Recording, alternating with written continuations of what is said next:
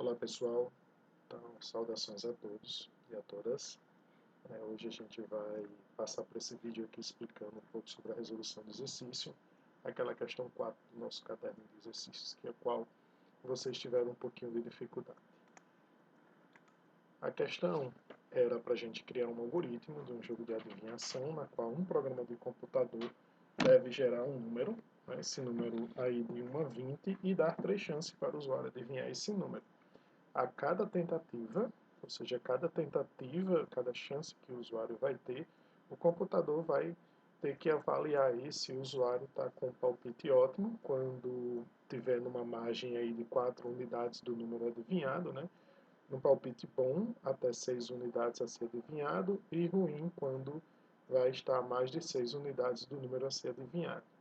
Ao acertar, dar os parabéns ao usuário e mostrar o número, né? Caso o usuário erre a tentativa, também mostrar o número gerado. Né? Então, é um jogozinho de adivinhação, na qual a gente trabalha aqui essa questão de gerar um número aleatório e tentar adivinhar. Bom, um número está numa margem de 1 a 20, né? Então é tranquilo, um joguinho bem tranquilo. Mas o legal é que a gente começa a trabalhar com números aleatórios, e números aleatórios eles servem para bastantes coisas no mundo computacional, né? Principalmente para simulações. Então, nosso passo a passo. Criar um algoritmo, né? Então, nosso primeiro passo para criar esse algoritmo é gerar um número aleatório aí de 1 a 20. Né? Então, a gente precisa estar aí gerando esse número aleatório de 1 a 20. Esse será uma entrada, tá certo, de dados, porque a gente precisa partir desse número aleatório, então a gente precisa aqui entrar esse dado, só que esse dado será gerado automaticamente, né, pelo computador, através de uma função que a gente vai ver nessa aula de hoje. O nosso segundo passo é criar uma estrutura para receber os números digitados, né? Então até 3 números de números digitados. Então a gente vai ter 3 chances, então são 3 tentativas, então a gente vai ter que criar uma estrutura para receber esses números digitados, né? Essa entrada de dados aí por parte do usuário. Né? Posteriormente a isso, tá certo? A gente vai estar trabalhando avaliar se esse número digitado como ótimo, bom ou ruim, ou se acertou, né, de acordo com aqui a descrição do nosso programa. Então a gente vai ter que criar essa estruturazinha também aí. Caso a gente erre essas 3 tentativas, vamos ter que mostrar o número gerado e encerrar o programa.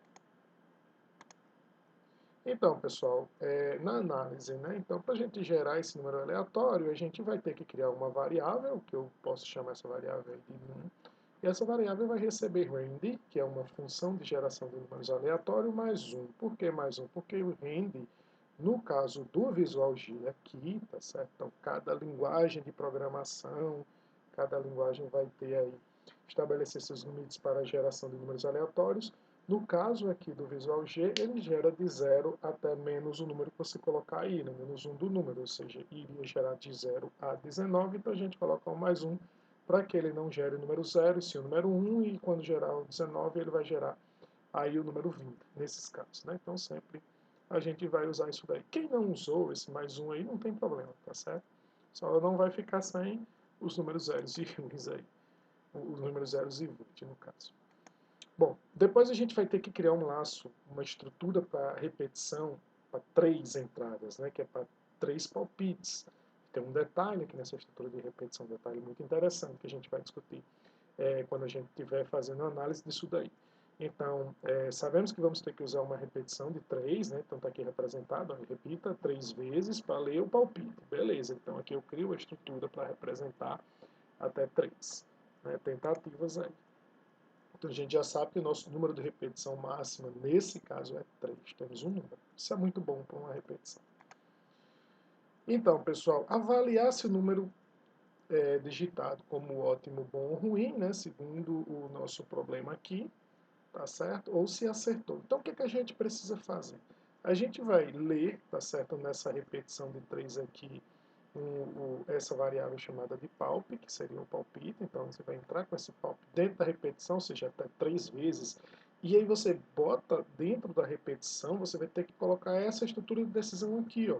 Se palp, né, o seu palpite for igual ao número gerado automaticamente, você diz que acertou. Pronto, certo?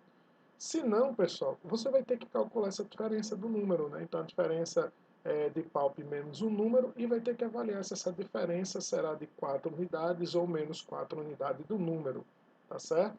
Se essa diferença, isso aqui no caso dele não acertou, olha o ponto e vírgula aqui é caso verdade para essa pergunta aqui, essa comparação lógica, caso verdade acertou, tá certo? Então, se acertou também, ele vai sair do laço, a gente vai ver isso daí também.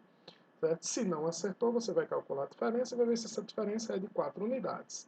Ou 4 unidades para mais ou 4 unidades para menos. O que é que acontece aqui? Aqui acontece um problema, né? Por quê? Porque quando você faz e escolhe a forma de calcular essa diferença, que eu crio uma variável chamada diff e peguei o seu palpite, né, que você jogou menos o número que o computador aqui gerou aleatoriamente, tá certo? E aí essa diferença aqui se for de 4 unidades ou menos 4, por quê? Porque eu estou usando aqui uma subtração, né? Então pode ser negativo também, caso o número seja maior.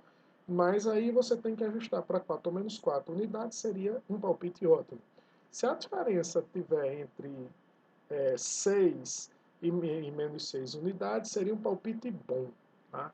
Mas se tiver mais, pessoal, então olha só, eu estou perguntando aqui se ela está entre 4 unidades ou menos 4, se for verdade, ótimo, se não for verdade, eu estou fazendo uma nova comparação para 6 unidades, então se não for 4 é 6, se for 6, bom, e se não for 6? Bom, se não for 6, a minha lógica aqui não me dá outra faixa de valores, então automaticamente o caso negativo aqui seria ruim, né? Ou seja, foi um palpite ruim, por quê? Porque passou de 6 pontos, né? Então você chutou aí muito ruim, beleza? Aí, pessoal, ó, eu jogo isso dentro da estrutura de repetição, que eu vou ter aqui do passo 2, coloco toda essa decisão com um pequeno detalhe, certo? Eu coloco o comando interrompa, tá? Que o interrompa a gente sabe que é o comando que sai de dentro de um laço de repetição, tá? Eu não estou levando aqui em consideração, na minha análise, a questão da repetição com relação ao controle, tá certo, dela. Eu posso, aí vai depender do tipo de laço, então volta à aula anterior aí de laço de repetição, que a gente discute um pouco sobre o tipo de laço e as estratégias de sair do laço. Tá? Então, na análise não me importa qual será o comando de repetição. Me importa, no caso aqui, que eu tenho 3 repetições, então eu sei que será a repetição 3. Se eu tivesse x repetição, seria x repetição. E dentro da estrutura de decisão, dentro dessa estrutura de decisão, se você jogou o palpite e acertou, automaticamente ele vai sair fora. Senão ele vai calcular e vai dizer. Lembrando que o limite é de 3. Né? Caso você erre os 3, ou seja, a repetição for igual a 3 aqui, ó, fim do jogo, tá certo? E aí vai mostrar o número que foi gerado aleatoriamente para esse caso aqui. Então, pessoal, veja como é a complexidade quando a gente tem uma estrutura de decisão dentro de uma estrutura de repetição, tá? Na análise já é um pouco complicado você representar a estrutura de repetição e dentro da estrutura de repetição você trabalhar uma decisão, e essa é uma decisão não simples, né? Uma decisão que exige um certo nível de lógica, também não está lá muito complexo, mas é uma decisão aí que você vai ter que estar tomando, e aí né, você vai ter que ter o controle da variável de repetição. Então, sempre a gente, quando tem uma repetição, a gente tem um controle de uma variável. Se essa variável chegou no 3, ele vai sair do laço.